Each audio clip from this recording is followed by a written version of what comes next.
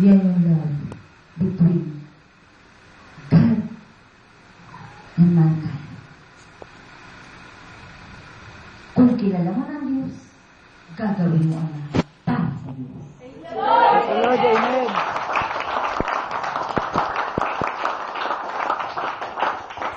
Di kaya natutuwa ang Diyos sa kanila ngayon na gumalaw sila. Challenge. No akay. No envy. Kaya doon sa gate, napakaraming kandila, ibig sabihin may mga bagong dating. Pagkat pag first timer ka, mayroon kang isang kandilang iilawan doon. Yun ay para sa iyo. Praise the Lord, amen.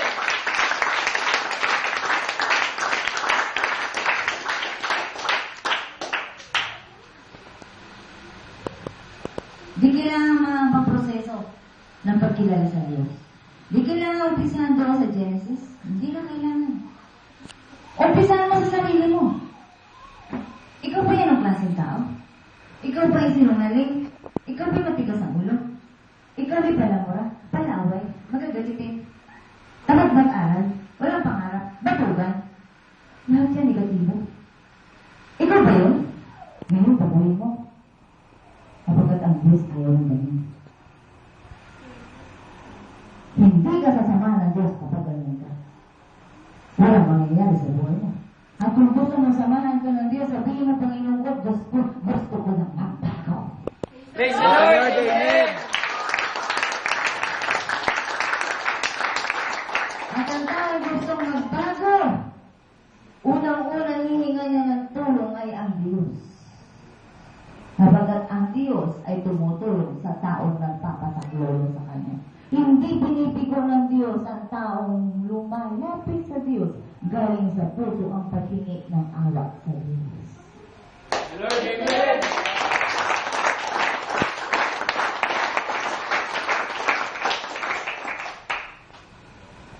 Kapagkat ang Diyos ay may-ari ng lahat ng bagay, ang lahat ng bagay na hihingi sa Diyos. Pero alamin mo muna kung paano ang daan para makapasok ka sa Kanyang kaharian. At oras na nakapasok ka na sa kaharian ng Diyos, makakahingi ka na sa Diyos. At ang kaharian ng Diyos ay nag-uumpisa sa puso ng tao. Dito mo papapasukin ng Diyos para makapaghari siya sa buhay mo. Praise the Lord, amen.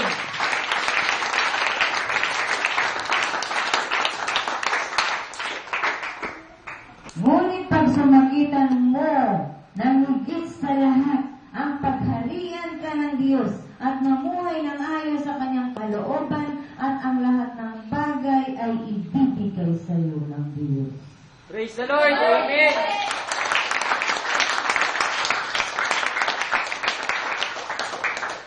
Kaya itong gawain ito ay pinagsusumakitan talaga. Kaya sila ay nagsusumakit na kahit ayaw ng magulang nila, na kahit sinasabing ano bang meron dyan. Wala na kayo palagi sa bahay. Isang paraan ng pagpapakasakit ay pag-iwan mo sa mga mahal mo sa buhay. Pansamantalang pag-iwan. Kapag nais mo rin silang makasama, ipapanalangin mo sila. Para kayong lahat ay magkasama-sama sa buhay na walang hanggan. Praise the Lord, amen. Kaya hindi lang po, Lord, Panginoon ko, kailangan kita, tulungan mo ako. Ito, kailangan ko ng pera. No, Lord God, dahil may kailangan ka, lalakad ka ng palod sapagkat may hinihingi ka. Pero ang unang-unang requirement na kilalanin mo ang Diyos at magpasakop ka sa Diyos, wala ka naman. Kapag kung kilala mo ang Diyos, pag araw ng pamamahinga, saan ka pupunta? Sa piling ng Diyos, dalawa ka lumamamahinga kasama ang Diyos. Praise the Lord, amen. Mapapanalangin ng Diyos, makausapin mo niya, Panginoon ko, Diyos ko, ito ang kailangan ko. Kailangan kong lumakas sapagkat mahina ako sa tukso. Ayaw kong tumingin sa babaeng maganda, pero doon lagi ang tingin ng mata ko. Tulungan mo ako sapagkat ayaw kong magkasala.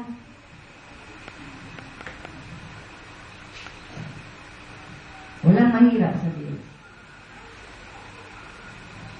Wala.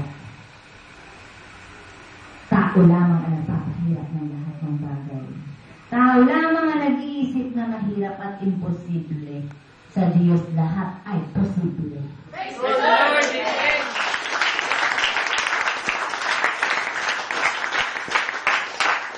Kapag bago palalangin ng Diyos ang tao, ang kailangan ng tao ay nakahanda na. Unang nilikha ng Diyos ay ang pangangailangan ng tao.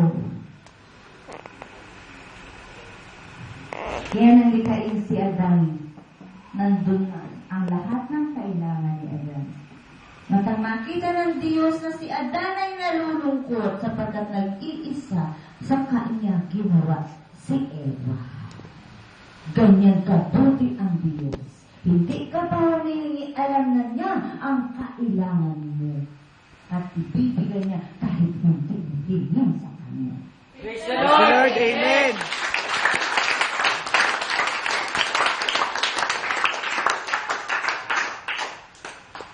Pero hindi iniaaral ng Diyos para lamang manghingi ka naman niya. Iniaaral ng Diyos sa tao para tanggapin ng tao ang kaligtasan, ang buhay na walang hanggan.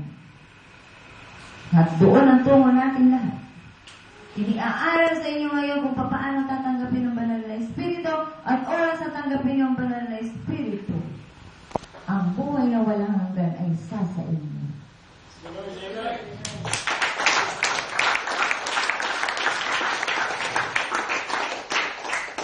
Step 1, talk to God. Accept the truth na ikaw ay makasalanan. Nakalimutan mo man yun. Nanununtok ka pala nung elementary ka. Pero sa Diyos, nakarecord yun. Ito lang sasabihin mo, Panginoon, yung ibang sins, nakalimutan ko na yun. Kasi ayaw ko na maalala. Kasi binibiro nila akong bading daw ako. Kaya nakapanuntok ako, hindi ko na maalala kung sinisinuntok ko, parang napakarami nila. Pero Panginoon, gusto ko nang lumaya sa kasalanan nun. Pwede ba patawarin mo na ako? Ngayon? Ngayon na. Ngayon na. Huwag ngayon ko na, ikaw gusto mo makasama. Praise the Lord. Amen. Pwede pa rin ano? Sabihin mo sa Diyos, Panginoon, gusto ko ngayon na eh. Depende sa approach mo. Marunong ka pa maglambing? Lambingin mo ang Diyos. Panginoon, tagal ko lang nag-iirap eh. Kasi wala makapagpaliwanag sa akin ng tamang aral. Pero ngayon, parang napakadaling unawain. Nakailangan pa lang humingi ng tawad, kalimutan ang sarili, at ikaw na lamang ang asikasuhin ko. Sapagkat kapag ikaw ang inuna ko, unang-una rin ako sa listahan mo. Praise the Lord. Amen. Sapagkat ano ang gagawin mo para sa Diyos, ipabalik yun sa iyo ng Diyos. Kaya kung gusto mo ng love, ng true love, gawin mo yan tulad sa Diyos. Praise the Lord. Amen.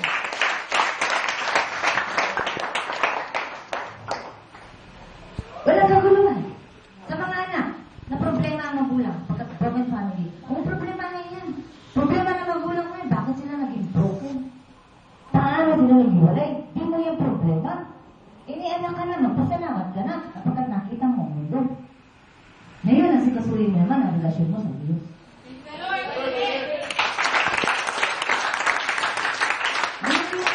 Doon sa mga iwalay ang magulang. Ha? Mali mo, pareho yan. Nanay at tatay mo. Pagkat kung nanay lang, wala ka. May tatay ka, syempre, kaya ka nabuo. Pareho mo sila mahalin. Kahit kung yung tatay mo nagkasala, iniwan kayo. Huwag kang magalit sa kanya. May dahilan niya. Narito ang tatay mo, pero hindi ikaw ang dapat umusga sa kanya. Huwag ang Diyos. Praise the Lord. Amen. Kaya may mga anak na napapariwara. Sapagkat nagagalit sa magulang. Iniwan na nga ng tatay, ayaw pa mag-ayos ng buhay. Magagalit sa tatay. Ano mangyayari sa'yo kung magagalit ka? Magwapo ka kaya? Kapag nagdroga ka, nagpaniwala ka, tiyak ang gwapo mo, 1 araw, 5 araw, 1 buwan, 1 taon. Sa susunod na taon, matanda.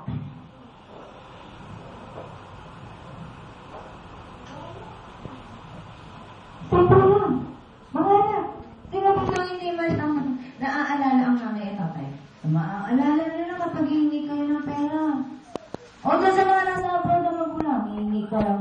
ng pera. Bulot ka pa. Kasi, gano'n yan eh, reverse psychology. Takutan. Wala ka nga, kaya pera kailangan ko sa'yo, di ba? Asan ka? Na kailangan kita. Kaya pera mo kailangan ko. Wala ka na nga eh. Tustusan mo ako. Di ba? Kaya maraming early marriage eh. At maraming early pregnancy. At maraming broken family na kaagad sa mga early marriage. Kapag walang gabay, kapag yung magulang, tutok na sa problema, na-neglect na yung anak. Kaya, dito bawal boyfriend, girlfriend. Kapag wala pa kayong kaalaman dyan. Pag nakahawa ka sa kamay, nakaholding on, parang nga yung ano. Ha? Ano yan?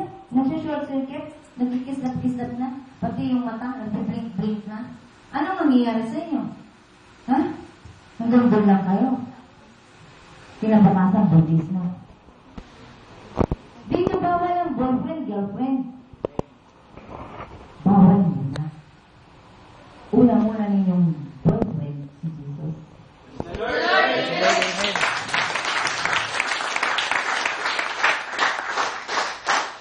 Dito gagawin daw munang mabuting tao. Doon sa mga kababaihan, gagawin silang mabuting babae. Doon sa mga lalaki, gagawin silang mabuting lalaki. Dito rin ninyo matutumbungan nyo kaparehan nyo. Dito kayo kukuha ng isang mabuti para sa inyo. Paano napakahirap yata lang? Paano kung ang gusto mo ay kapitbahay mo? Naka-MU mo lang. Dito rin mo ito. Mahirap kayo sa Diyos. Sabihin mo, ito ang gusto ko eh. Sabi ng Diyos, dali mo sa akin.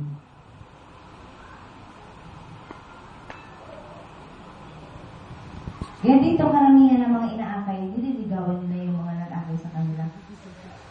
Kasi mabubuti, babae. Nararamdaman nila, uy, kakaiba ito. Sigad, pinakikilala sa akin. Hindi nyo lang alam, sigad na talaga yung nakikita nyo doon sa katauhan ng taong yun. Praise the Lord. Amen.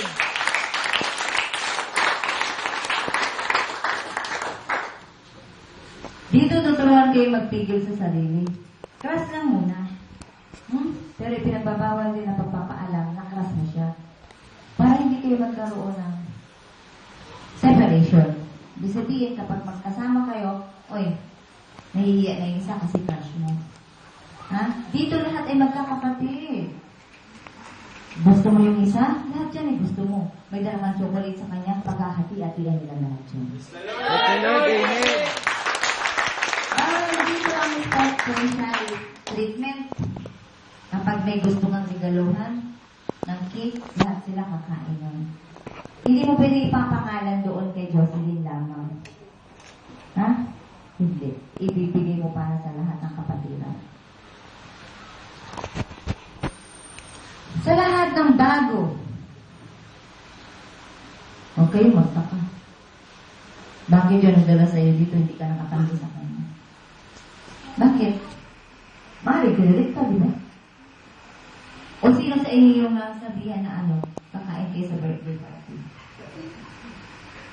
Sino yung sinabihan dito sa inyo na sandali lamang, uy, mamaya pang uwi mo. Matagal ito.